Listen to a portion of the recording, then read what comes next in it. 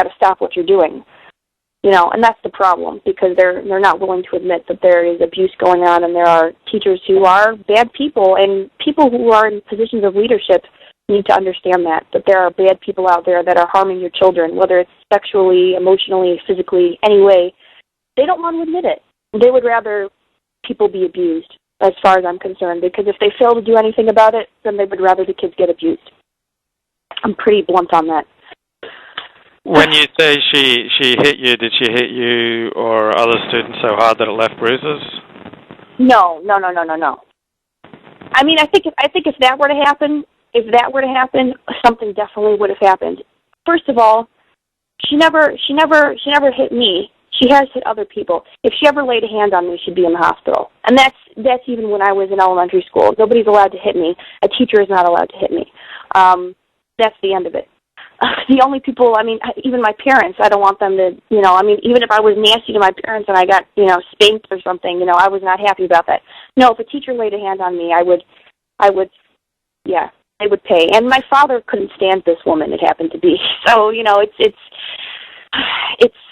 it's a lucky thing that she didn't do anything to me, because beyond some stuff, if she hit me, my father would have done something very bad. I mean, like, I'm laughing about it, but neither of them could stand each other, and what can I tell you? I mean, it's not a good situation, and she's still teaching, and she's still in that world, and I still see her around the community, and none of my friends that are still in Beis Yaakov like her. None of them. None of them can stand her. So what does that say? Not even the Frummies can stand her. They might say nice things about her, but they don't like her. So, kind of an indictment of her. Which period of your life would you say was the happiest? I'd probably have to say childhood, before I hit puberty. I'd say maybe the years before Beis Yaakov, I really, really loved, and the early years of Beis Yaakov, while I wasn't happy with my school life. I was happy with home life. You know, like I always say, you know, my family does not belong. They don't fit in with this community so well. I mean, our entire street is Haredi, Black Hat. We're like the only, besides for the non-Jewish people on the street, we're like the only non-Black Hatters. So it's, you know, my family was kind of a refuge. I mean, my friends were going off and driving to Lakewood for vacation. We were going out into the wilderness and going camping, you know.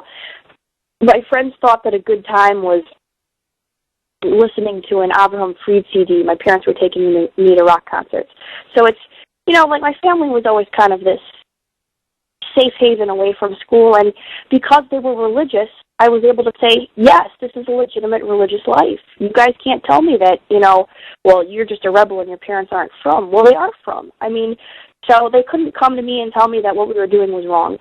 And I would have to say, yeah, before puberty, definitely early childhood, because I wasn't being exposed to these nasty people who thought they were better than me because their sleeves were longer. So I would have to say it would probably be that period of life. And also, I mean, this period of life I'm really enjoying, because I'm kind of coming into myself and developing myself, and it's quite enjoyable after being told how to dress, how to eat, how to live, how to think, what to read, what music to listen to. I mean, who wants to be listening to I music all the time? That's what my mother calls it. I mean, it all sounds the same, and it's terrible. So, I mean, who wants to do that? So, I mean, it's very, very nice to be told, to not be told what to do with my life. And I'm enjoying that.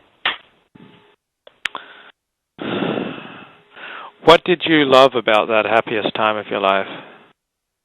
What did I love about it? The fact that I could just be who I was, even as a kid. You know, I didn't have to hide my identity from my parents. I mean, every kid has secrets, and, you know, you know what I mean? I mean, every kid is going to, you know, keep secrets from their parents and you know, try to, like, you know, pretend there's something that they're not. But in general, I really was who I was when I was a kid. You know, it was like we would listen to music together, and my father noticed that I was very rhythmically inclined, so, you know, he bought me a drum set. I mean, it's like my parents were in tune with who I was. They were in tune with who my brother was, who my sister was. They knew who we were, and they weren't going to stop us from being who we were. I mean, rather, I mean, like, it wasn't like they would encourage us to become irreligious, but if we showed interest in something, they were going to try and cultivate it. They were going to encourage it. You know, my parents knew I was writing from a very young age. They said, you know, write if that makes you happy. I mean, my brother is very mathematically and scientifically inclined. They encouraged him to, you know, pursue those avenues, and the same thing for my sister. My sister, you know, she's a gourmand. I mean, she's like a fabulous chef. My parents, you know, thought that was cool. I mean, they encouraged us. They encouraged our identities, and that was not what I got from Beis Yaakov. So again, it's a refuge, because even if they were religious, even though they're still religious and they may not agree with my religious outlook, they want me to succeed in life. And sometimes you go to these frum areas and they kind of want you to fail. I mean, they almost want you to be a failure so that they can point to you and say, you know, this is what happens when you go off the derech. My parents don't want that. My parents want me to succeed in life, and I really got that as a child. They knew who I was, and they knew what I liked, and yes, there were rules, and yes, they were strict about some things, but they wanted me to do what I wanted to do. Well, I mean, within limits, obviously, but they wanted me to do what I wanted to do. So I'm very, very appreciative of that, because I know a lot of people who grew up in totally different backgrounds where their parents basically said, screw what you want. You're going to become a doctor, or you're going to become a lawyer, or you're going to go learn in kollel. Well, what if the kid doesn't want to learn in kollel? You know, so, you know, luckily that wasn't the lifestyle that I had. What do you miss and not miss about being frum? What do I miss? I really can't say that I miss anything, because I still live in the frum community. You know, I've lived in the same house my entire life. I'm going to be 22 next month, and I've literally lived my entire life in this house. And so if I feel like I want to go do something frum, I feel like I want to go to shul, I wake up on Saturday and I go to shul. If I want to go to the kosher bakery and buy Hamantaschen, I go to the bakery. I mean, it's not, I guess you can say I miss, like I said, it's really hard to miss it because I'm not fully out of it. I guess if I physically moved away and wasn't seeing religious people around me all the time, then yes, I would say, you know, it's hard, because there are certain people that I miss and there are certain things that I miss. But because I'm still living in it, I mean physically anyway, I can't really miss anything because it's all still here. Does that make sense? Yeah. I mean, it's not like some of the people I know who are off the derech who they physically leave because they can't deal with it. That's fine. I respect that. But I don't mind it, because the people here, they may not like it, but they, for the most part, accept me. So why should I mean, obviously I'm going to have to move out eventually once I'm out of college. But, you know, I'm happy living here. And while it may not be the best place for me to live, it's good. And there's nothing to miss, because it's all right here. If I want it, I can go and take it, and nobody's going to question me. Nobody's going to question me if I go to shul, and nobody's going to question me if I do Jewish things.